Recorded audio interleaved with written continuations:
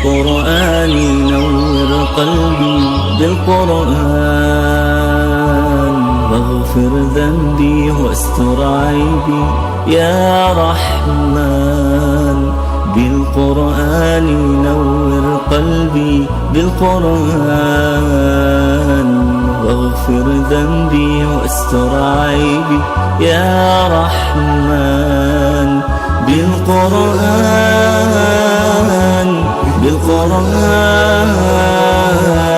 بالقرآن نور قلبي فكلامك ربي أحفظه فيحفظني وأرتله وأجوده فيرفعني فكلامك ربي أحفظه فيحفظني وأرتله وأجوده فيرفعني.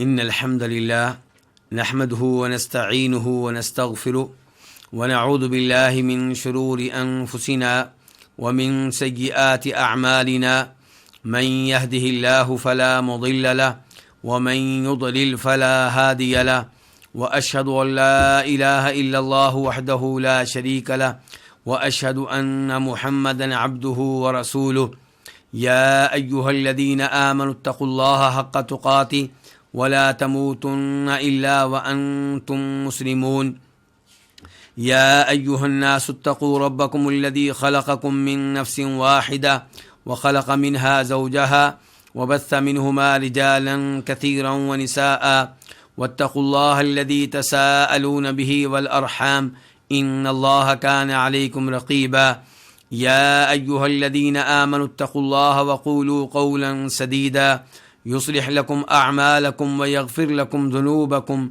ومن يطع الله ورسوله فقد فاز فوزا عظيما أما بعد فإن خير الحديث كتاب الله وخير الهدي هدي محمد صلى الله عليه وسلم وشر الأمور محدثاتها وكل محدثة بدعة وكل بدعة ضلالة وكل ضلالة في النار.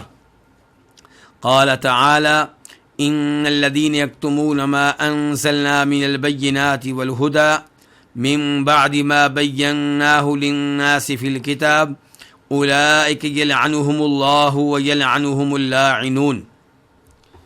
یہ سورہ بقرہ کی آیت نمبر 159.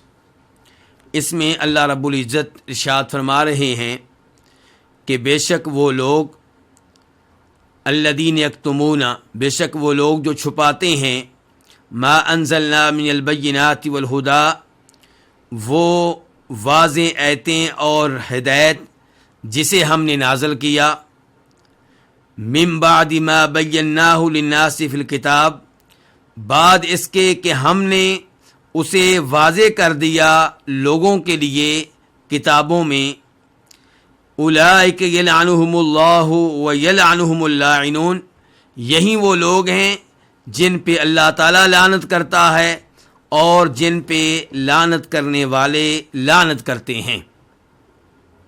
یہ اس آیت کا ترجمہ تھا. اب اس آیت کے الفاظ اور مفردات. ان کا معنی ہوتا ہے بے شک، یقیناً. الذین اسم موصول ہے، الذی کی جمع ہے وہ لوگ. یکتمون جو چھپاتے ہیں، فعل مضارع ہے، جمع کے لیے ہے. اس کا واحد ہوتا ہے یکتمو، وہ چھپاتا ہے. یکتمون وہ چھپاتے ہیں. ما یہ اسم موصول ہے الذی کے معنی میں جو. انزلنا ہم نے اتارا، ہم نے نازل کیا. من البینات والہدی، من بیانیہ ہے، یہ بیان ہے کس کا؟ ما کا، کہ جو ہم نے اتارا. کیا ہم نے اتارا؟ البینات. البینات البینہ کی جمع ہے. کس کو کہتے ہیں؟ واضح چیز کو. اور البینات اصل میں صفت ہے اور اس کا موصوف مقدر ہوتا ہے، یعنی کہ الآیات البینات، واضح آیتیں، واضح نشانیاں. الہدا ہدایت. من بعد ما، یہ ما مصدریہ ہے، بعد میں آنے والے فعل کو مصدر کے معنی میں کر دیتا ہے. بینا یہ فعل ماضی ہے جمع کے لیے، ہم نے واضح کیا، ہم نے کھول کر بیان کیا، للناسی لوگوں کے لیے، فی الکتابی الکتاب یہاں پہ جنس ہے، اس سے مراد وہ تمام کتابیں ہیں جو اللہ رب العزت نے نازل کی ہیں۔ اولئک یہی وہ لوگ ہیں، یہ اس میں اشارہ ہے بعید کے لیے، تو جو لوگ اللہ کی نازل کردہ ہدایت کو چھپاتے ہیں وہ اتنے برے ہیں کہ اللہ نے ان کے لیے اس میں اشارہ استعمال کیا ہے بعید والا، جو دور کے لیے ہوتا ہے۔ تو اللہ تعالیٰ بیان کرنا چاہتے ہیں کہ یہ بہت برے لوگ ہیں۔ یلعنو فعل مضارع ہے واحد کے لیے، وہ لعنت کرتا ہے۔ وَيَلْعَنُهُمُ اللَّاعِنُونَ اللَّاعِنُونَ یہ لائن کی جمع ہے، لعنت کرنے والا۔ اب ہم اس آیت کی تفسیر کی طرف آتے ہیں۔ اللہ تعالیٰ اس آیت میں مذمت کر رہے ہیں ان لوگوں کی جو اللہ رب العزت کی طرف سے نازل کردہ آیتیں اور اللہ تعالیٰ کی طرف سے نازل کردہ ہدایت کو چھپاتے ہیں۔ تو اللہ کی وحی کو، اللہ کے دین کو چھپانا یہ کبیرہ گناہ ہے۔ ہمیں کیسے پتا چلا یہ کبیرہ گناہ ہے؟ اس لیے کہ اللہ تعالیٰ نے ان لوگوں پہ لعنت بھیجی ہے جو یہ کام کرتے ہیں، اور جس گناہ پہ اللہ رب العزت کی لعنت مرتب ہو وہ گناہ کون سا ہوا کرتا ہے؟ کبیرہ گناہ ہوا کرتا ہے۔ تو اللہ تعالیٰ کہتے ہیں بے شک وہ لوگ جو چھپاتے ہیں، تو اللہ کی طرف سے نازل کردہ علم کو، ہدایت کو چھپانا جرم ہے۔ کب؟ جب اسے بیان کرنے کی ضرورت ہو، بیان کرنے کی حاجت ہو۔ جب آپ سے کوئی سوال کر رہا ہے، آپ سے کوئی حدیث جاننا چاہ رہا ہے، آپ سے کوئی آیت، کسی آیت کا مفہوم جاننا چاہ رہا ہے، آپ چھپا لیں، یہ جرم ہے۔ یا کسی نے پوچھا نہیں ہے، سوال نہیں کیا ہے، لیکن صورتحال ایسی بن چکی ہے کہ وہاں پہ اس حدیث کا بیان کرنا ضروری ہے جسے بیان کرنے کی وہاں ضرورت پیش آ رہی ہے۔ تو اس موقع پہ جب آپ اس حدیث کو چھپائیں گے یا اس آیت کو چھپائیں گے جس کے بیان کرنے کی وہاں پہ ضرورت ہے، تو یہ کتمان ہوگا، اور یہ چھپانا جو ہے یہ جرم کہلائے گا، گناہ کہلائے گا۔ ایک آدمی وضو کے بغیر، تیمم کے بغیر نماز پڑھ رہا ہے، آپ کو پتا چل گیا۔ اب یہاں پہ اس نے آپ سے سوال نہیں کیا، لیکن یہاں پہ صورتحال ایسی بن چکی ہے کہ مسئلہ واضح کرنا ضروری ہے۔ آپ واضح نہیں کریں گے تو کیا ہوگا؟ کتمان ہوگا۔ آپ کے سامنے کوئی آدمی شرکیہ عمل کر رہا ہے، یا جو بات کر رہا ہے وہ شرکیہ ہے، اب اس نے آپ سے سوال نہیں کیا، لیکن صورتحال ایسی بن چکی ہے کہ یہاں پہ یہ بیان کرنا ضروری ہے کہ جو لفظ آپ نے بولا ہے یہ درست نہیں ہے، جو عمل آپ کر رہے ہیں یہ شرک ہے۔ تو یہاں پہ اگر آپ خاموش رہیں گے تو کیا ہو جائے گا؟ کتمان ہو جائے گا۔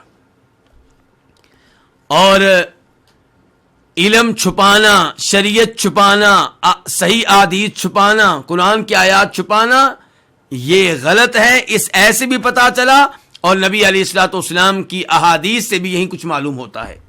چنانچہ امام ترمذی رحمہ اللہ روایت کرتے ہیں نبی صلی اللہ علیہ وسلم سے کہ آپ نے ارشاد فرمایا، من سئل عن علم علم ثم کتم فلجم بلجام من نار۔ جس کے پاس کوئی علم تھا لیکن اس نے وہ علم چھپا لیا، حالانکہ اس علم کے بارے میں اس سے سوال ہوا ہے، اس سے پوچھا جا رہا ہے، پھر بھی اس نے چھپا لیا، تو اسے جہنم کی لگاموں میں سے ایک لگام پہنائی جائے گی۔ اس سے آپ اندازہ کر سکتے ہیں کہ یہ کتنا بڑا جرم ہے، کتنا بڑا گناہ ہے۔ تو اللہ تعالیٰ کہتے ہیں ان الذین یکتمون ما انزلنا من البینات والہدی، بے شک وہ لوگ جو چھپاتے ہیں، کس سے؟ لوگوں سے۔ کیا چھپاتے ہیں؟ ما انزلنا من البینات والہدی، وہ واضح آیتیں اور وہ ہدایت جو ہم نے نازل کی ہے۔ تو ہدایت کہاں سے آئی؟ اللہ کی واضح آیتیں کہاں سے آئیں؟ اوپر سے آئیں. اللہ کہتے ہیں ہم نے اتاری ہیں. اس کا مطلب یہ ہے کہ اللہ رب العزت کہاں ہیں؟ اللہ تعالیٰ اوپر ہیں. یہاں اللہ تعالیٰ کے لیے یہاں سے علو ثابت ہوا. یہ ثابت ہوا کہ اللہ تعالیٰ اوپر ہیں. یہ عقیدہ غلط ہے کہ اللہ تعالیٰ ہر مخلوق کے اندر ہیں، ہر انسان کے اندر ہیں، ہر انسان کے دل میں ہیں. یہ عقیدہ درست نہیں ہے. صحیح عقیدہ کیا ہے؟ الرحمن علی العرش استوی، کہ رحمان عرش پہ مستوی ہے، عرش پہ بلند ہے. تو اللہ تعالیٰ ہر مخلوق سے اوپر ہیں، لیکن اوپر ہونے کے باوجود ہر مخلوق اللہ کی قدرت میں ہے، اللہ کے کنٹرول میں ہے. ہر ایک کی آواز کو اللہ سنتے ہیں، ہر ایک کی حرکت کو اللہ تعالیٰ دیکھ رہے ہیں. اور اللہ رب العزت کا ہدایت نازل کرنا اور اپنی واضح آیتیں نازل کرنا اس بات پہ دلالت کرتا ہے کہ اللہ تعالیٰ اپنے بندوں پہ فضل و کرم کرنے والے ہیں. اللہ تعالیٰ اپنے بندوں کے بارے میں یہ چاہتے ہیں کہ وہ کہاں جائیں؟ جنت میں جائیں. اللہ تعالیٰ چاہتے ہیں، اللہ تعالیٰ کی رضا اس میں ہے، اللہ کی محبت اس میں ہے کہ اللہ کے بندے جہنم کی آگ سے بچ جائیں. اس بندوں کے لیے ہدایت نازل کرنے کا، اپنی واضح آیتیں نازل کرنے کا اہتمام کیا. من بعد ما بیناہ للناس فی الکتاب، کہ یہ لوگ اللہ کی طرف سے نازل کردہ ہدایت چھپاتے ہیں بعد اس کے کہ ہم نے اس کو کیا کیا؟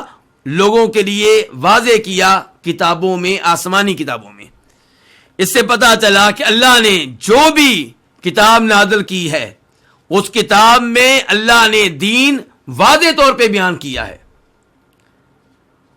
اس میں کسی اور کی طرف سے بغیر کسی دلیل کے تعویل کی ضرورت نہیں ہے. اور اس میں رد ہے ان لوگوں کا جو اللہ رب العزت کے ناموں کی تعویل کرتے ہیں یا اللہ کی صفات کی تعویل کرتے ہیں. گویا کہ یہ لوگ کہنا چاہتے ہیں کہ اللہ نے اپنی صفات بیان کی ہیں لیکن اس میں کچھ ایسا رکھا ہے جس کی وجہ سے صورتحال واضح نہیں ہے، اور یہ تعویل کرنے والے جب تک اپنی تعویل پیش نہیں کریں گے تو دین واضح نہیں ہوگا، بیان نہیں ہوگا. جبکہ اللہ کہتے ہیں ہم نے اپنی کتابوں میں جو نازل کیا وہ واضح طور پہ بیان کیا ہے. تو اس لیے اللہ کے وہ نام جو قرآن و حدیث میں آئے ہیں، اللہ کی صفات جو قرآن و حدیث میں آئی ہیں، انہیں بغیر کسی تعویل کے مانا جائے. ہاں اگر کسی جگہ تعویل کی دلیل خود قرآن و حدیث سے مل جائے تو وہاں پہ مان لیا جائے گا، اور ایسا نہیں ہوتا. عام طور پہ جتنی بھی تعویلیں ہوتی ہیں وہ بغیر دلیل کے ہوتی ہیں. تو من بعد ما بیناہ للناس، یہاں لوگوں سے مراد کون سے لوگ ہیں؟ عام لوگ، کیونکہ اللہ رب العزت نے جو بھی ہدایت نازل کی ہے وہ سب لوگوں کے لیے نازل کی ہے. اللہ تعالیٰ فرماتے ہیں وَأَمَّا ثَمُودُ فَهَدَيْنَاهُمْ فَاسْتَحَبُّوا الْعَمَىٰ عَلَى الْهُدَىٰ، قوم سمود ہم نے ان کو ہدایت دی. کون سی ہدایت؟ ہدایت ارشاد. اللہ تعالیٰ نے جو شریعت نازل کی، جو کتابیں نازل کی، وہ سب لوگوں کے لیے تھیں. پھر کچھ لوگوں نے اس ہدایت کو قبول کیا تو انہیں ہدایت توفیق مل گئی، اور کچھ لوگوں نے اعراض کیا تو وہ گمراہی پہ چل پڑے. اولئک یلعنہم اللہ، کہ جو لوگ اللہ کی طرف سے نازل کردہ ہدایت کو، واضح نشانیوں کو چھپاتے ہیں، یہی وہ لوگ ہیں جن پہ اللہ لعنت کرتا ہے. سیاق و سباق کا تقاضا یہ تھا کہ یہاں پہ کہا جاتا اولئک نلعنہم، یہ وہ لوگ ہیں جن پہ ہم لعنت کرتے ہیں. لیکن یہاں پہ اللہ نے کیا کہا؟ یہ وہ لوگ ہیں جن پہ لعنت کون کرتا ہے؟ اللہ تعالیٰ. تو اس میں کیا ہے؟ التفات ہے، کلام کا رخ تبدیل ہو گیا ہے. اللہ تعالیٰ اس انداز سے کلام کر رہے تھے کہ اللہ تعالیٰ خود متکلم ہے. انزلنا، ہم نے نازل کی، بینا، ہم نے وعدے کی. تو اس کے بعد کیا ہونا چاہیے تھا؟ اولئک نلعنہم، یہ وہ لوگ ہیں جن پہ ہم لعنت کرتے ہیں. لیکن یہاں پہ التفات ہے، اور اللہ تعالیٰ کہتے ہیں یہ وہ لوگ ہیں جن پہ اللہ لعنت کرتا ہے. تو یہ التفات، اس کا فائدہ کیا ہے؟ نمبر 1، سامع جو قرآن سن رہا ہے، جو قرآن پڑھ رہا ہے، اس کی توجہ کلام میں رہے. التفات کا یہ فائدہ ہوتا ہے، اس کی توجہ کلام میں رہتی ہے. اور دوسرا فائدہ کیا ہے؟ تعظیم کا. یہ کہنا کہ ان پہ اللہ لعنت کرتا ہے، اس میں تعظیم زیادہ ہے، اس میں ہیبت زیادہ ہے. اللہ تعالیٰ لعنت کرتا ہے. لعنت کا معنی مفہوم کیا ہوتا ہے؟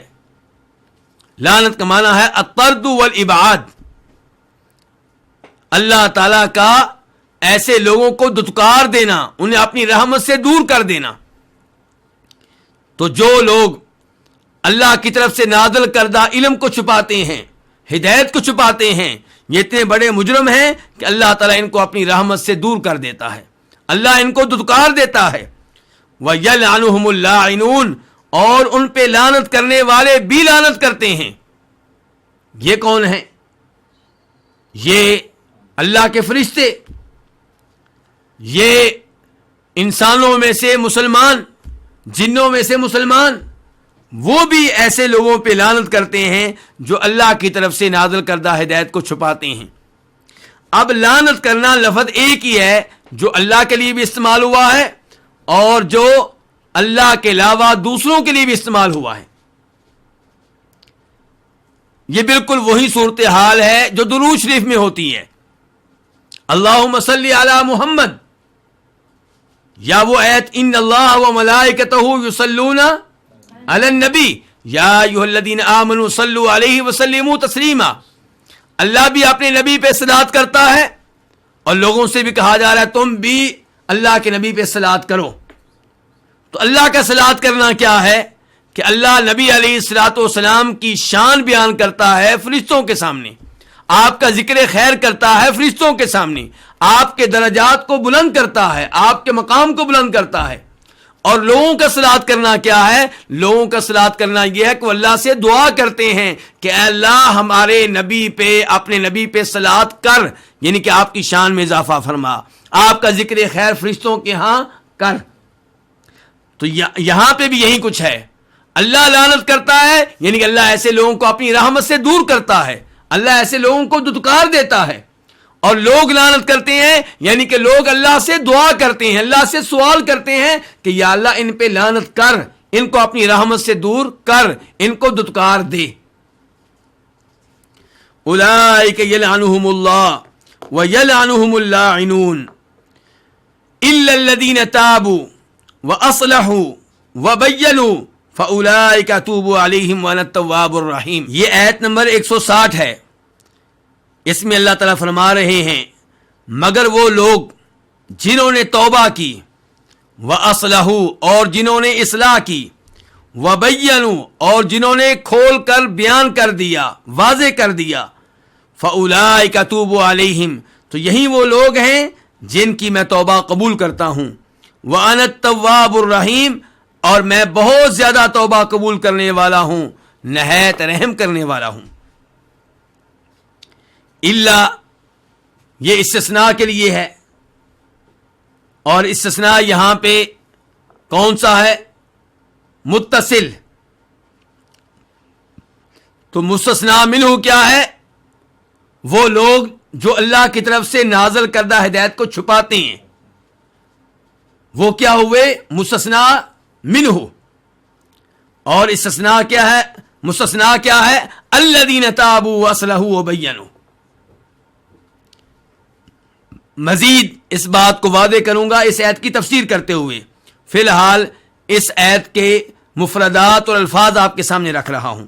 الذین اسم موصول، وہ لوگ جو لوگ، تابوا فی الماضی یا جمع کے لیے، جنہوں نے توبہ کی، اللہ کی طرف رجوع کیا. وَأَصْلَحُوا یہ بھی فعل ماضی ہے جمع کے لیے، اصلح یصلح سے، جنہوں نے اصلاح کی. وَبَيَّنُوا فعل ماضی ہے جمع کے لیے، جنہوں نے واضح طور پہ بیان کیا، کھول کر بیان کیا. فَأُولَئِكَ اس میں اشارہ ہے بعید کے لیے.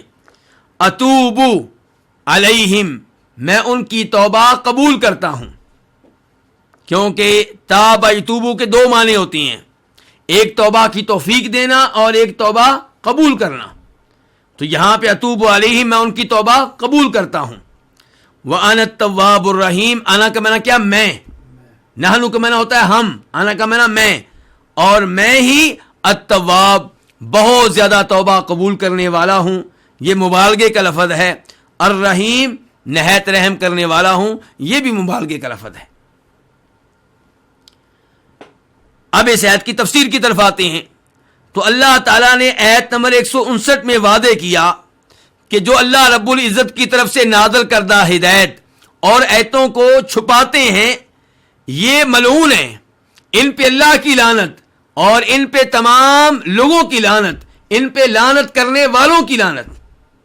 اس آیت میں اللہ تعالیٰ بتا رہے ہیں کہ علم چھپانے والوں میں سے کچھ لوگ ایسے ہیں جن پہ اللہ کی لعنت نہیں ہوگی، جن پہ لعنت کرنے والوں کی لعنت نہیں ہوگی.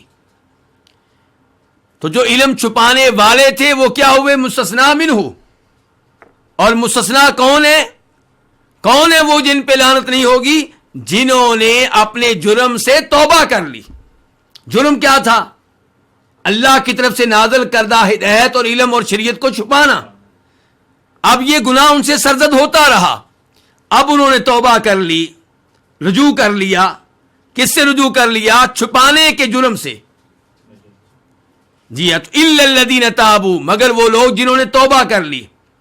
وَأَصْلَحُوا، اور جنہوں نے اصلاح کی. کس کی؟ اس فساد کی جو ان کے علم چھپانے سے پیدا ہو چکا تھا. توبہ بھی کی آپ نے اس جرم کی، اور اصلاح کی اس فساد کی جو ان کے چھپانے کی وجہ سے پیدا ہو چکا تھا. ان کے علم چھپانے کی وجہ سے جو برائیاں پیدا ہو چکی تھیں. مثال کے طور پہ آپ یہودیوں کو لے لیں، انہوں نے تورات کی وہ آیات چھپائیں جن آیات میں نبی علیہ الصلوۃ والسلام کے اوصاف بیان ہوئے تھے، جن آیات میں آپ کے بارے میں بشارتیں دی گئی تھیں، جن آیات میں آپ کی علامتیں اور نشانیاں بیان کی گئی تھیں. اب ان کے چھپانے کی وجہ سے بہت سے یہودیوں نے نبی علیہ الصلوۃ والسلام کی مخالفت کی، آپ کو نبی ماننے سے انکار کر دیا. اب اگر کوئی یہودی اپنے اس چھپانے کے جرم سے توبہ کرتا ہے تو اس کو چاہیے کہ اپنے جرم سے پیدا ہونے والے فساد کی اصلاح کرے. جو لوگ گمراہ ہوئے ہیں ان کو بتائے کہ میں یہ غلطی کرتا رہا، اب میں واضح کر رہا ہوں کہ تورات میں نبی علیہ الصلوۃ والسلام کے بارے میں بشارتیں موجود ہیں، آپ کو نبی مان لو، آپ اللہ کے سچے نبی ہیں. آپ میں جو نشانیاں پائی جاتی ہیں یہ وہی ہیں جو تورات میں آخری نبی کے بارے میں بیان کی گئی ہیں. تو الا الذین تابوا واصلحوا وبینوا. اور اب آئندہ کیا کریں؟ علم کو بیان کریں، شریعت کو بیان کریں، اللہ کی آیتوں کو بیان کریں، نبی علیہ الصلوۃ والسلام کی احادیث بیان کریں. فَأُولَٰئِكَ أَتُوبُ عَلَيْهِمْ، تو یہی وہ لوگ ہیں جن کی توبہ میں قبول کرتا ہوں. اتوب فعل مضارع ہے واحد متکلم کے لیے. اللہ تعالیٰ کہہ رہے ہیں یہ وہ لوگ ہیں جن کی میں توبہ قبول کرتا ہوں. اولئک اس میں اشارہ استعمال ہوا ہے ان کے لیے، اس میں اشارہ بعید والا. کیونکہ یہ لوگ عظیم ہو گئے جب انہوں نے توبہ کر لی اور ان کے چھپانے کی وجہ سے جو فساد پیدا ہوا تھا اس کی اصلاح کر لی اور اب حق کھول کر بیان کرنا شروع کر دیا، اب یہ عظیم ہو گئے. تو فرمایا فاولئک، یہی وہ لوگ ہیں اتوب علیہم جن کی میں توبہ قبول کرتا ہوں. اب یہاں پہ یہ ذکر کر دینا مناسب ہوگا کہ توبہ کی شرائط کیا ہیں. توبہ کی پہلی شرط یہ ہے کہ آپ توبہ کریں اللہ کو راضی کرنے کے لیے، آپ توبہ کریں جنت میں جانے کے لیے، آپ توبہ کریں اللہ کے عذاب سے بچنے کے لیے، اللہ کے غضب سے بچنے کے لیے، جہنم کی آگ سے محفوظ رہنے کے لیے، لوگوں کو راضی کرنے کے لیے نہیں. تو وہ توبہ جو اللہ رب العزت کے ہاں قبولیت کا درجہ حاصل کرتی ہے اس کی پہلی شرط یہ ہے کہ توبہ کس لیے ہو؟ اللہ تعالیٰ کے لیے، یعنی کہ توبہ میں اخلاص ہو۔ دوسرے نمبر پہ آپ کو اپنے جرم پہ پشیمانی اور ندامت ہو۔ کئی لوگ ایک طرف توبہ و استغفار کر رہے ہوتے ہیں، دوسری طرف اپنے اس جرم پہ فخر کر رہے ہوتے ہیں جو ماضی میں کرتے رہے۔ مثال کے طور پہ میں نے اتنے لوگ قتل کیے ہیں، اور یہ جملہ وہ فخریہ طور پہ بول رہے ہوتے ہیں، یہ جملہ وہ فخریہ طور پہ کہہ رہے ہوتے ہیں، اور پھر قتل کی توبہ بھی کر رہے ہوتے ہیں۔ اس کا مطلب یہ ہے کہ ان کو اپنے جرم پہ پشیمانی اور ندامت نہیں ہے۔ تو توبہ کی پہلی شرط کیا؟ اخلاص، اور دوسرے نمبر پہ یہ کہ اپنے جرم پہ آپ کو ندامت ہو اور پشیمانی ہو۔ تیسرے نمبر پہ اس کو فوری طور پہ آپ ترک کر دیں۔ کچھ لوگ شراب بیچتے رہے، سودی ملازمت کرتے رہے، اب توبہ کر رہے ہیں، جبکہ سودی ملازمت جاری و ساری ہے، جبکہ شراب کی دکان اب بھی کھول رکھی ہے، تو توبہ کس بات کی؟ تو توبہ کی تیسری شرط کیا ہے کہ وہ گناہ فوری طور پہ ترک کر دیں۔ اور چوتھے نمبر پہ یہ اللہ سے پختہ وعدہ اور یہ پختہ عزم کہ آئندہ میں اس گناہ کے قریب نہیں جاؤں گا۔ بطور بشر ممکن ہے کہ وہ گناہ پھر کبھی ہو جائے، لیکن کم از کم توبہ کرتے ہوئے آپ کے دل میں پختہ ارادہ ہو کہ آئندہ میں نے اس گناہ کے قریب نہیں جانا۔ ورنہ کئی لوگ ایسے ہیں جو حج عمرے پہ جاتے ہیں اور اپنے کبیرہ گناہوں کی پختہ توبہ کرتے ہیں، لیکن دل میں یہ ہوتا ہے واپس جا کے یہ کام پھر کروں گا۔ تو پھر یہ توبہ نہیں ہے، یہ وہ توبہ نہیں ہے جو اللہ رب العزت کے ہاں شرف قبولیت حاصل کرتی ہے۔ تو اِلَّا الَّذِينَ تَابُوا وَأَصْلَحُوا وَبَيَّنُوا فَأُولَٰئِكَ أَتُوبُ عَلَيْهِمْ، یہاں پہ توبہ ہے تو اس کا مطلب یہ ہے کہ ان لوگوں کو احساس ہو کہ ہم نے اللہ کے دین میں سے کچھ چھپایا تھا، اور وہ کیا تھا؟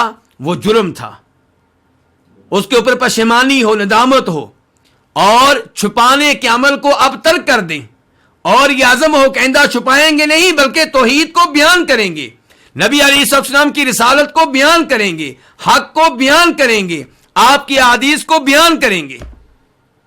افسوس سے کہنا پڑتا ہے کہ مسلمان آج کل فرقوں میں تقسیم ہو گئے اور مسالک میں تقسیم ہو گئے، اور کئی مسالک ایسے ہیں جن کے علماء پبلک سے صحیح احادیث کو چھپاتے ہیں، کیونکہ وہ احادیث بیان کریں گے تو ان کے مسلک پہ زد پڑے گی، ان کے مسلک پہ تنقید ہوگی، لوگ ان کا مسلک چھوڑنا شروع کر دیں گے۔ اس وجہ سے قرآن کی آیتیں چھپاتے ہیں، نبی علیہ الصلوۃ والسلام کی صحیح احادیث چھپاتے ہیں۔ تو اللہ کی طرف سے نازل کردہ دین کو، آیتوں کو، آپ کی احادیث کو چھپانا کون سا گناہ ہے؟ کبیرہ گناہ ہے۔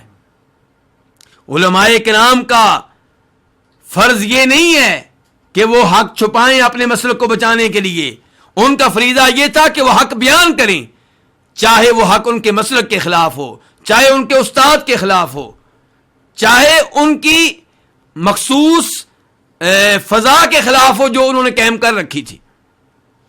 اللہ تعالیٰ کہتے ہیں وَأَنَا التَّوَّابُ الرَّحِيمُ، اور میں ہی بہت توبہ قبول کرنے والا ہوں، رحم کرنے والا ہوں۔ یہ اللہ کے دو نام ہیں، نمبر ایک تواب، نمبر دو الرحیم، اور ان دو ناموں سے اللہ کی دو صفتوں کا پتہ چلتا ہے۔ پہلی صفت کیا ہے؟ توبہ قبول کرنا، اور دوسری صفت کیا ہے؟ رحمت کرنا۔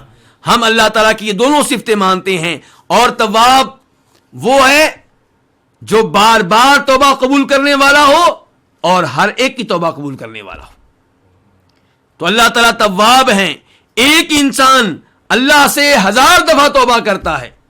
آج یہ گناہ کیا، اللہ سے توبہ کر رہا ہے، کل دوسرا گناہ کیا، پھر اللہ سے توبہ کر رہا ہے، تیسرے دن پھر پہلے والا گناہ ہو گیا، پھر توبہ کر رہا ہے۔ اللہ رب العزت اس کی بار بار توبہ قبول کر رہے ہیں۔ اور پھر اللہ تعالیٰ سے کتنے انسان ہیں جو توبہ کرتے ہیں؟ ہزاروں، لاکھوں، کروڑوں، اربوں انسان ہیں جو اللہ سے توبہ کر رہے ہیں۔ اللہ ہر ایک کی توبہ قبول کر رہا ہے۔ تواب کے معنی میں یہ بھی داخل ہوگا، اللہ توبہ کی توفیق دینے والا بھی ہے اور توبہ قبول کرنے والا بھی ہے۔ الرحیم، اللہ تعالیٰ نہایت رحم کرنے والا ہے، تو اس سے اللہ کی صفت رحمت کا پتہ چلتا ہے۔ اس کے بعد آیت نمبر 161 اللہ تعالیٰ فرماتے ہیں ان الذین کفروا وماتوا وهم کفار اولئک علیہم لعنت اللہ والملائکۃ والناس اجمعین، بے شک وہ لوگ جنہوں نے کفر کیا اور فوت ہو گئے اس حال میں کہ وہ کافر تھے، یہی وہ لوگ ہیں جن پہ اللہ کی لعنت، تمام فرشتوں کی لعنت اور تمام لوگوں کی لعنت۔ پہلی 2 آیتوں میں تذکرہ تھا کن کا؟ ان لوگوں کا جو اللہ رب العزت کی طرف سے نازل کردہ ہدایت میں سے کسی چیز کو چھپاتے ہیں، اللہ رب العزت کی طرف سے نازل کردہ آیتوں میں سے کسی آیت کو چھپاتے ہیں۔ اب تذکرہ ہو رہا ہے ان لوگوں کا جو کافر ہیں، اور فرمایا کفر کی حالت میں فوت ہو جاتے ہیں، ان کے بارے میں یہ آیت نمبر 161 اور آیت نمبر 162 ہے۔ اس آیت کے الفاظ اور مفردات کی طرف آتے ہیں۔ ان کا معنی کیا ہے؟ بے شک، یقیناً، الذین اسم موصول، بے شک وہ لوگ، کافروا جنہوں نے کفر کیا، فعل ماضی جمع کے لیے، وماتوا اور فوت ہو گئے، یہ بھی فعل ماضی ہے جمع کے لیے، فوت کیسے ہوئے؟ وہم کفار، اس حال میں کہ وہ کافر تھے، کفر پہ ہی انہیں موت آئی، یہ واو حالیہ ہے، ہم کفار مبتدا خبر، یہ جملہ کیا حال ہے، تو ہم کا معنی کیا؟ وہ کفار، کافر کی جمع ہے۔ اولئک علیہم لعنت اللہ، یہی وہ لوگ ہیں جن پہ اللہ کی لعنت ہے، والملائکہ، فرشتوں کی لعنت ہے، والناسی، لوگوں کی، اجمعین، سب کی۔ تو یہاں پہ اللہ رب العزت کافر کا حکم بیان کر رہے ہیں کہ جو مرتے دم تک کافر رہے ان پہ اللہ کی لعنت نازل ہوتی ہے، اور ان پہ فرشتوں کی بھی لعنت ہے، اور ان پہ تمام لوگوں کی لعنت ہے۔ اب یہاں پہ سوال پیدا ہوگا کہ کافر پہ لعنت کرنا جائز ہے یا نہیں، مسلمان پہ لعنت کرنا جائز ہے یا نہیں؟ تو مسلمان پہ لعنت کرنا جائز نہیں ہے۔ جہاں تک تعلق ہے کافر کا، تو کافروں پہ عمومی طور پہ لعنت کرنا جائز ہے کہ تمام کافروں پہ اللہ کی لعنت ہو، اور اس کافر کا نام لے کر لعنت کرنا جائز ہے جس کے بارے میں ہمیں یقین ہے کہ وہ حالت کفر پہ فوت ہوا، جیسا کہ ابو لہب ہے۔ لیکن وہ کافر جس کے بارے میں ہمیں یقین نہیں ہے کہ وہ حالت کفر پہ فوت ہوا، اس کا نام لے کے اس پہ لعنت کرنا جائز نہیں ہے۔ اور جو کافر زندہ ہے اس پہ بھی اس کا نام لے کر اس کی تعیین کر کے لعنت کرنا جائز نہیں ہے۔ ہو سکتا ہے اللہ تعالیٰ نے اس کے نصیب میں ہدایت لکھی ہو۔ مثال کے طور پہ ابو جہل کا بیٹا اکرمہ مسلمان ہو گیا تھا، اب اس پہ نام لے کے لعنت کرنا اگر جائز ہوتا تو یہ لعنت اس کو نقصان دیتی۔ تو اس لیے کافر جب تک زندہ ہے نام لے کر متعین کر کے اس پہ لعنت کرنا جائز نہیں ہے۔ البتہ کافروں پہ عمومی لعنت جائز ہے، اور اس کافر پہ لعنت کرنا جائز ہے جو حالت کفر پہ فوت ہوا ہے، اور ہمیں یقین ہے کہ وہ حالت کفر پہ فوت ہوا ہے۔ اللہ تعالیٰ فرماتے ہیں ان الذین کفروا وماتوا وهم کفار، بے شک وہ لوگ جنہوں نے کفر کیا اور فوت ہو گئے اس حال میں کہ وہ کافر تھے، کفر اللہ تعالیٰ کے ساتھ یا اللہ کے رسولوں کے ساتھ یا آسمانی کتابوں کے ساتھ یا اللہ کے فرشتوں کے ساتھ یا روز آخرت کے منکر تھے یا تقدیر کے منکر تھے، ان میں سے کسی ایک عقیدے کا منکر کیا ہے؟ کافر ہے۔ تو بے شک وہ لوگ جنہوں نے کفر کیا اور فوت ہوئے اس حال میں کہ وہ کافر تھے، تو یہی وہ لوگ ہیں جن پہ اللہ کی لعنت اور تمام فرشتوں کی لعنت اور تمام لوگوں کی لعنت ہے۔ اس کے بعد آیت نمبر 162 خالدین فیہا، یہ ہمیشہ ہمیشہ اس میں رہیں گے۔ خالدین فیہا یہ ہمیشہ ہمیشہ اس میں رہیں گے. کس میں؟ اس لعنت میں. لا یخفف عنہم العذاب ان سے عذاب ہلکا نہیں کیا جائے گا. ولا ہم ینظرون اور نہ ہی انہیں کوئی مہلت دی جائے گی. خالدین خالد کی جمع ہمیشہ اس میں رہیں گے. یہ خالدین حال ہے کس سے؟ علیہم کی ضمیر ہم سے، کہ ان پہ اللہ کی لعنت، فرشتوں کی لعنت، تمام لوگوں کی لعنت. خالدین فیہا اس حال میں کہ وہ اس لعنت میں ہمیشہ ہمیشہ رہیں گے. یہ لعنت ان پہ ہمیشہ ہمیشہ برستی رہے گی کیونکہ کفر پہ فوت ہوئے ہیں. تو خالدین فیہا ہا ضمیر کی طرف جاری لعنت کی طرف، کہ وہ اس لعنت میں ہمیشہ ہمیشہ رہیں گے. جب لعنت ان پہ ہمیشہ ہمیشہ رہے گی تو اس کا مطلب یہ ہے کہ وہ جہنم میں ہمیشہ ہمیشہ رہیں گے، اللہ کے عذاب میں ہمیشہ ہمیشہ رہیں گے. لا یخفف عنہم العذاب ان سے عذاب ہلکا نہیں کیا جائے گا. یخفف فعل مضارع ہے، مجہول کے لیے ہے. ہلکا نہیں کیا جائے گا، لا جو ہے وہ نفی کے لیے ہے. عنہم ان سے، کن سے؟ جو حالت کفر پہ فوت ہوئے. کیا ہلکا نہیں کیا جائے گا؟ العذاب عذاب. ولا ہم ینظرون اور نہ انہیں مہلت دی جائے گی. ینظرون فعل مضارع ہے، جمع کے لیے ہے اور مجہول کے لیے ہے. انذرا ینذرو سے انہیں مہلت نہیں دی جائے گی. تو اس ایسے پتہ چلا کہ جو حالت کفر پہ فوت ہوا اس پہ اللہ کی لعنت ہے ہمیشہ ہمیشہ کے لیے، اس پہ لوگوں کی لعنت ہے ہمیشہ ہمیشہ کے لیے، اس پہ فرشتوں کی لعنت ہے ہمیشہ ہمیشہ کے لیے، اور ایسے لوگوں سے کبھی بھی عذاب ہلکا نہیں کیا جائے گا. اللہ تعالیٰ فرماتے ہیں سورہ مومن میں، وقال الذین فی النار لخزنۃ جہنم ادعوا ربکم یخفف عنا یوما من العذاب، کہ وہ لوگ جو جہنم میں ہوں گے وہ جہنم کے خازن فرشتوں سے کہیں گے، جہنم کے دربان فرشتوں سے کہیں گے اپنے رب سے دعا کرو کہ یخفف عنا یوما من العذاب، وہ ہم سے صرف ایک دن عذاب ہلکا کر دے، ایک دن عذاب ہلکا کر دے. قالوا اولم تک تأتیکم رسلکم بالبینات قالوا بلا قالوا فادعوا وما دعاء الکافرین الا فی ضلال. یہ فرشتے کہیں گے کیا تمہارے پاس تمہارے رب کی طرف سے رسول اور نبی نہیں آئے تھے؟ کیا تم تک اللہ کا پیغام نہیں پہنچا تھا؟ کیا تم تک اللہ کی شریعت نہیں پہنچی تھی؟ کہیں گے بالکل پہنچی تھی. فرشتے کہیں گے پھر خود ہی تم دعا کر لو، ہم تمہارے لیے کوئی شفاعت نہیں کریں گے.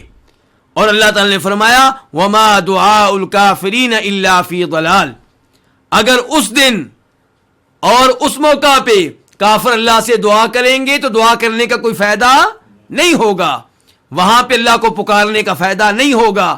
یعنی کہ اگر اللہ سے رابطہ کرنا ہے تو دنیا میں کریں، دنیا میں اللہ کی شریعت پہ چلیں، دنیا میں اللہ کے نبیوں پہ ایمان لائیں، دنیا میں اللہ کی طرف سے دیے گئے عقائد کو قبول کریں.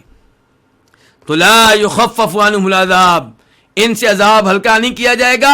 اس سے پتا چلا کسی کافر سے کبھی بھی عذاب میں کوئی تخفیف نہیں کی جائے گی. البتہ یہ بات صحیح احادیث سے ثابت ہے کہ نبی علیہ الصلوۃ والسلام کے چچا ابو طالب چونکہ نبی علیہ الصلوۃ والسلام کا ساتھ دیتے رہے، آپ کا دفاع کرتے رہے، آپ کی حمایت کرتے رہے، اس لیے ان کے عذاب میں کمی کی جائے گی. اس کے علاوہ جتنے بھی کافر ہیں ان کے عذاب میں کوئی کمی نہیں ہوگی. ولا ہم ینظرون اور نہ ہی انہیں کوئی مہلت دی جائے گی. مرتے ہی اللہ کے عذاب کا شکار بن جاتے ہیں، مرتے ہی اللہ کا عذاب شروع ہو جاتا ہے اور اس میں کوئی مہلت نہیں دی جائے گی. آیت نمبر 163 اللہ تعالیٰ فرماتے ہیں وَإِلَٰهُكُمْ إِلَٰهٌ وَاحِدٌ لَا إِلَٰهَ إِلَّا هُوَ الرَّحْمَٰنُ الرَّحِيمُ، اور تمہارا معبود ایک ہی معبود ہے، نہیں ہے کوئی معبود مگر وہی الرحمن، وہ بہت رحمت کرنے والا ہے، الرحیم نہایت مہربان ہے. الہکم تمہارا معبود، الہ معبود کے معنی میں ہوتا ہے جس کی عبادت کی جائے، یعنی کہ تمہاری طرف سے ہر طرح کی عبادت کا حقدار کون ہے؟ ایک ہی معبود ہے، دو نہیں ہیں، تین نہیں ہیں، لا الہ الا ہو، اس کے سوا کوئی معبود برحق نہیں ہے۔ الرحمن یہ مبالغے کا لفظ ہے، وہ بہت زیادہ رحمت کرنے والا ہے۔ الرحیم بھی مبالغے کا لفظ ہے، وہ نہایت مہربان ہے۔ یہاں پہ اللہ رب العزت اپنی توحید بیان کر رہے ہیں اور بتا رہے ہیں کہ معبود ایک ہی ہے۔ اس سے پتا چلا کہ عیسائیوں کا عقیدہ غلط ہے کہ اللہ رب العزت بھی معبود، ان کی والدہ جناب مریم بھی معبود، یا اللہ تعالی معبود، عیسیٰ علیہ السلام معبود اور جبریل علیہ السلام بھی معبود۔ تو معبود کتنے ہیں؟ ایک ہی۔ تثلیث کا عقیدہ غلط ہے۔ وَإِلَٰهُكُمْ إِلَٰهٌ وَاحِدٌ، تمہارا معبود ایک ہی معبود ہے، ایک ہی معبود کی عبادت کرو۔ اس میں ان مسلمانوں کے لیے بھی پیغام ہے جو کلمہ پڑھنے کے باوجود عبادت میں اللہ کے ساتھ اوروں کو شریک کرتے ہیں اور پھر کہتے ہیں کہ ہم شرک نہیں کرتے۔ ان لوگوں کو پتہ ہونا چاہیے عبادت کس کو کہتے ہیں۔ دعا عبادت ہے۔ جب آپ غیبانہ طور پہ اللہ رب العزت کی طرح قبر والوں کو پکارتے ہیں، فوت شدگان کو پکارتے ہیں، تو یہ ان کو اللہ کے ساتھ عبادت میں شریک کرنا ہے۔ تو اللہ رب العزت کی عبادت پہ مشتمل امور اللہ کے لیے خاص ہیں، ان میں دوسروں کو شریک کرنے کی اجازت نہیں ہے۔ تو تمہارا معبود ایک ہی معبود ہے، لا الہ الا ہو، اس کے سوا کوئی معبود برحق نہیں۔ لا نفی جنس کے لیے ہے، الہ اس کا اسم ہے۔ خبر کہاں ہے؟ خبر مقدر ہے۔ وہ کیا ہے؟ کچھ لوگ کہتے ہیں کہ وہ ہے موجود، یعنی کہ لا الہ موجود الا ہو، کہ اللہ کے علاوہ کوئی ایسا معبود نہیں ہے جو موجود ہو، اور یہ چیز حقیقت کے خلاف ہے۔ حقیقت کیا ہے؟ کہ اللہ کے علاوہ کئی ایسے ہیں جن کو معبود بنایا گیا، جن کی عبادت کی جا رہی ہے۔ ہندو گائے کی عبادت کرتے ہیں تو گائے معبود ہے۔ تو یہ کہنا کہ اللہ کے علاوہ کوئی معبود موجود نہیں ہے، یہ غلط ہے۔ موجود ہے معبود۔ بت کیا ہے؟ معبود ہے۔ کئی انسان ہیں جن کی عبادت کی جاتی ہے، کی جاتی رہی ہے، وہ سب کیا تھے؟ معبود تھے۔ تو پھر خبر کیا ہونی چاہیے؟ خبر یہ کہ لا الہ حق الا ہو، لا الہ مستحق للعبادت الا ہو، کہ اللہ کے علاوہ کوئی ایسا نہیں ہے جو معبود برحق ہو۔ اور اس کی تائید سورہ حج کی آیت سے ہوتی ہے، ذالک بان اللہ هو الحق وان ما يدعون من دونه هو الباطل۔ بات یہ ہے کہ اللہ ہی معبود برحق ہے، اور یہ لوگ اللہ کے علاوہ جن کی عبادت کرتے ہیں وہ سب کے سب کیا ہیں؟ باطل ہیں، وہ معبودان باطلہ ہیں۔ معبود برحق ایک اللہ ہے۔ تو یہ ہے لا الہ الا ہو، کہ اللہ کے علاوہ کوئی معبود برحق نہیں ہے۔ الرحمن، تمہارا معبود جو ہے وہ رحمان بھی ہے، رحیم بھی ہے۔ تو الہکم یہ مبتدا تھا، اس کی چار خبریں ہیں۔ پہلی خبر الہ واحد، تمہارا معبود ایک ہی معبود ہے، یہ پہلی خبر۔ دوسری خبر لا الہ الا ہو، تمہارے معبود کے علاوہ کوئی معبود برحق نہیں ہے۔ تیسری خبر تمہارا معبود کیا ہے؟ رحمان ہے۔ چوتھی خبر تمہارا معبود کیا ہے؟ رحیم ہے۔ رحمان و رحیم اللہ کے ناموں میں سے دو نام ہیں۔ رحمان بھی مبالغے پہ دلالت کرتا ہے، رحیم بھی مبالغے پہ دلالت کرتا ہے، لیکن رحمان میں مبالغہ زیادہ ہے۔ کیوں؟ کیونکہ رحمان کے الفاظ اور حروف زیادہ ہیں، رحمان کے حروف زیادہ ہیں رحیم کے مقابلے میں، اس لیے رحمان میں رحمت میں مبالغہ زیادہ پایا جاتا ہے۔ رحمان و رحیم یہ دونوں نام اللہ کی رحمت پہ دلالت کرتے ہیں۔ پھر یہاں پہ دو نام کیوں لائے گئے؟ کیا دونوں میں کوئی فرق ہے؟ اس بارے میں علماء کرام کے کئی ایک اقوال ہیں، کئی ایک آراء ہیں۔ مثال کے طور پہ رحمان وہ ہے جس کی رحمت دنیا میں بھی ہے، آخرت میں بھی ہے، اور رحیم وہ ہے جس کی رحمت آخرت میں صرف مسلمانوں کے لیے ہے. اور ایک فرق یہ بیان کیا گیا ہے کہ رحمان فعلان کے وزن پہ ہے، اور فعلان وہ وزن ہے جو اپنے معنی کی وسعت پہ دلالت کرتا ہے. مثال کے طور پہ غضبان جو بہت زیادہ غصے والا ہو، عطشان جسے بہت زیادہ پیاس لگی ہوئی ہو، تو رحمان جو بہت زیادہ رحمت کرنے والا ہو. اور رحیم فعیل کے وزن پہ ہے، اور یہ فعیل کا وزن جو ہے یہ دلالت کرتا ہے اپنے معنی کے دوام پہ، ہمیشگی پہ، یعنی کہ اللہ تعالی ہمیشہ رحمت کرنے والا ہے. تو اب رحمان و رحیم جب اللہ کے دو نام آئے تو نتیجہ کیا نکلا؟ اللہ کی رحمت اتنی وسیع ہے کہ سب کے لیے ہے، اور رحیم اللہ کی رحمت ہمیشہ ہمیشہ کے لیے ہے، اس میں کوئی انقطاع نہیں ہے، ختم ہونے والی نہیں ہے. اگر اللہ کی رحمت وسیع ہو لیکن 2 دنوں میں ختم ہو جائے تو مخلوق کا نقصان ہے، اور اگر اللہ تعالیٰ کی رحمت مسلسل ہو لیکن تھوڑی ہو، سب کے لیے پوری نہ ہو، تو پھر بھی مسئلہ ہے. تو الرحمن الرحیم، اللہ تعالیٰ کی رحمت وسیع ہے اور اللہ تعالیٰ کی رحمت ہمیشہ ہمیشہ کے لیے ہے. لیکن کافر اس رحمت سے فائدہ اٹھائے گا دنیا میں، آخرت میں اس کا اس رحمت میں کوئی حصہ نہیں ہے. اس وجہ سے نہیں کہ اللہ کی رحمت میں کوئی کمی ہے، بلکہ اس وجہ سے کہ انہیں دنیا میں مہلت دی گئی، ان پہ رحمت ہوتی رہی. روز آخرت یہ سزا کا دن ہے، یہ جزا کا دن ہے. نیک لوگوں کو نیکیوں پہ اجر و ثواب ملے گا، برے لوگوں کو ان کے جرائم پہ سزا ملے گی. اس لیے کافر کے لیے اللہ کی رحمت میں روز آخرت کوئی حصہ نہیں ہے. اس کے بعد آیت نمبر 164 اللہ تعالیٰ فرماتے ہیں ان فی خلق السماوات والارض واختلاف اللیل والنہار والفلک التي تجری فی البحر بما ينفع الناس وما انزل اللہ من السماء من ماء فاحیا به الارض بعد موتها وبث فيها من كل دابة وتصريف الرياح والسحاب المسخر بين السماء والارض لآیات لقوم یعقلون. بے شک آسمان و زمین کے پیدا کرنے میں اور رات اور دن کے بدلنے میں اور ان کشتیوں میں جو سمندر میں ان چیزوں کو لے کر چلتی ہیں جو لوگوں کو فائدہ دیتی ہیں، اور اس چیز میں اور اس پانی میں جو اللہ نے اوپر سے اتارا ہے، پھر اس کے ساتھ زمین کو اس کے خشک ہو جانے کے بعد، بنجر ہو جانے کے بعد زندہ کیا، اور اس میں ہر طرح کے جانور پھیلا دیے، اور ہواؤں کے پھیرنے میں اور ان بادلوں میں جو آسمان و زمین کے مابین مسخر ہیں، یقیناً نشانیاں ہیں ایسے لوگوں کے لیے جو عقل رکھتے ہوں.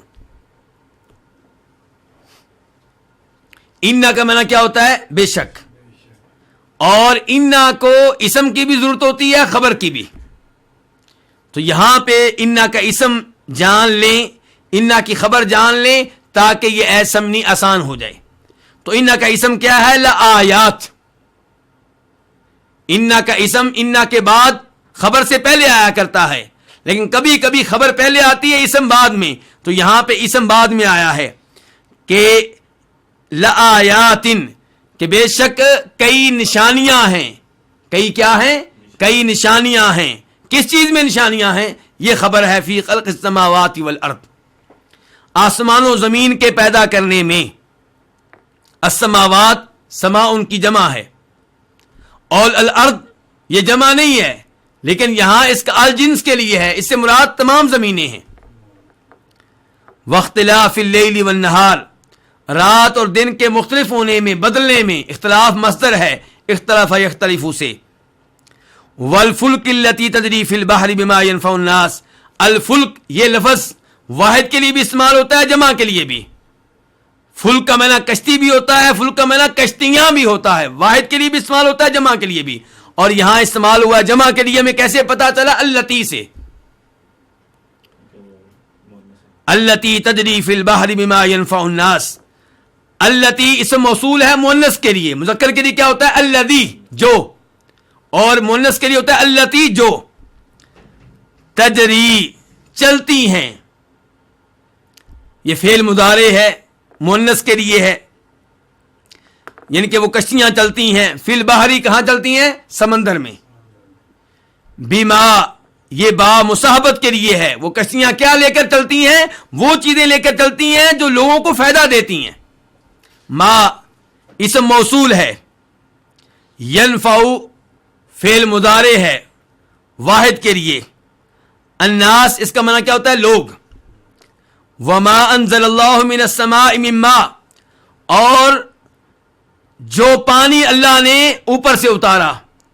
ما اسم موصول ہے، جو، انزلہ اتارا فعل ماضی.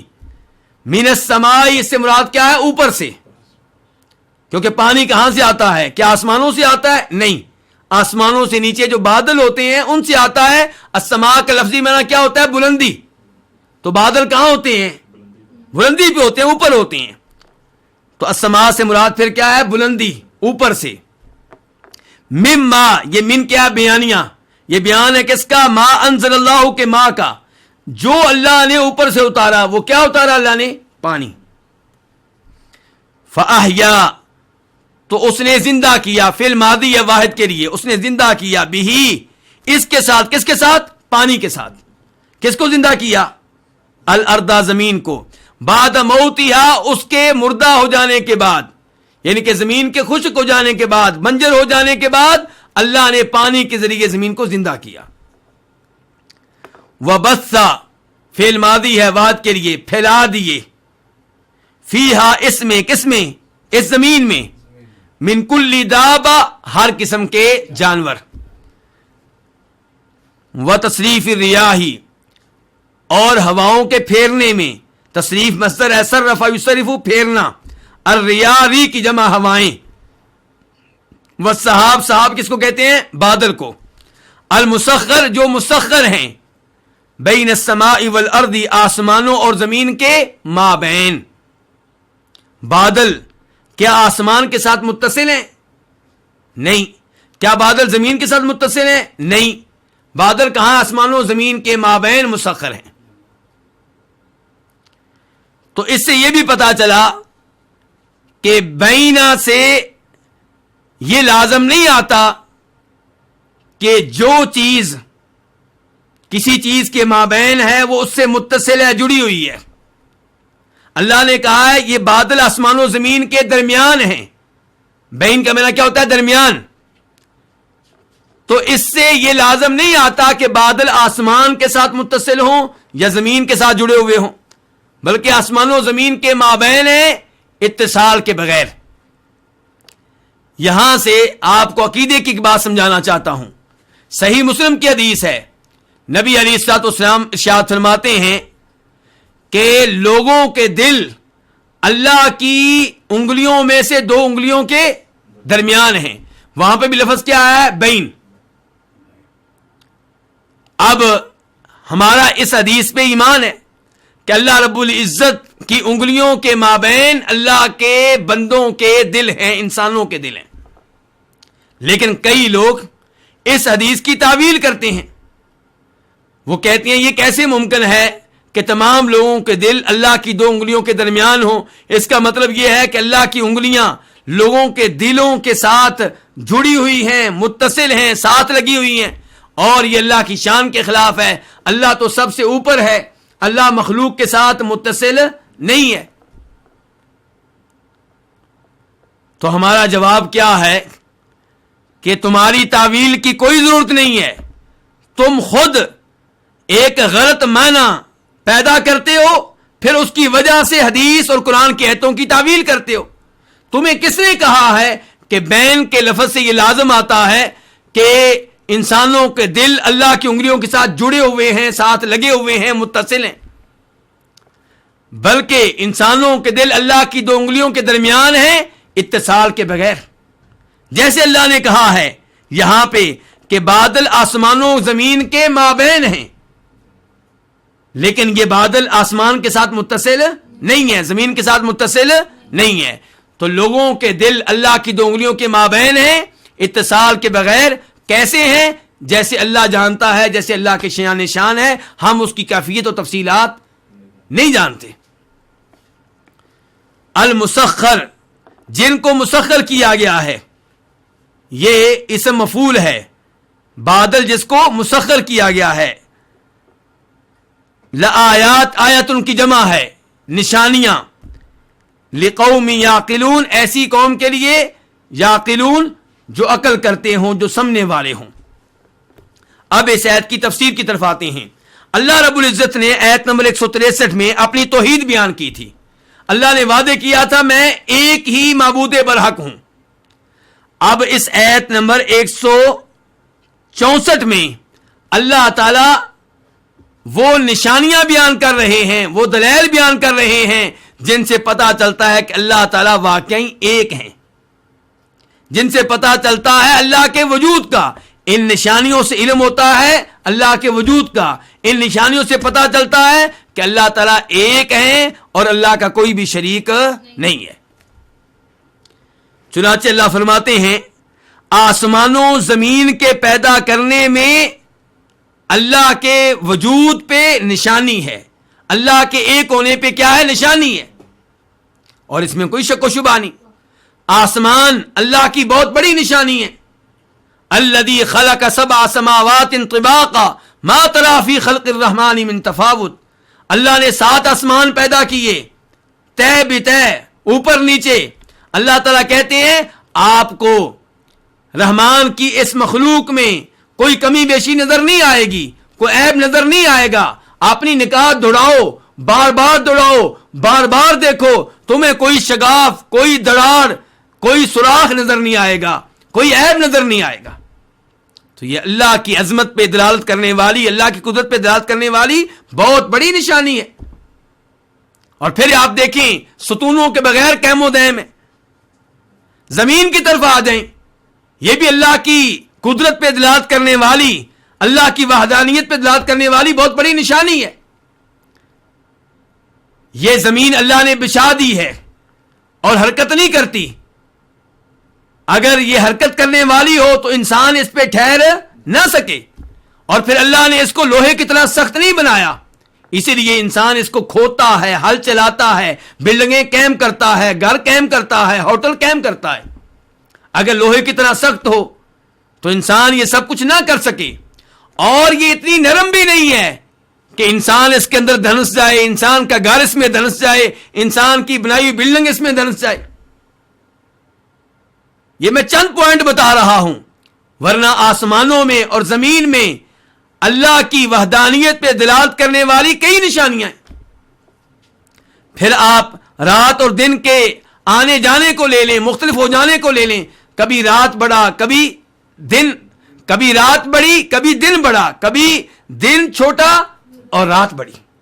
تولج اللیل فی النہار وتولج النہار فی اللیل.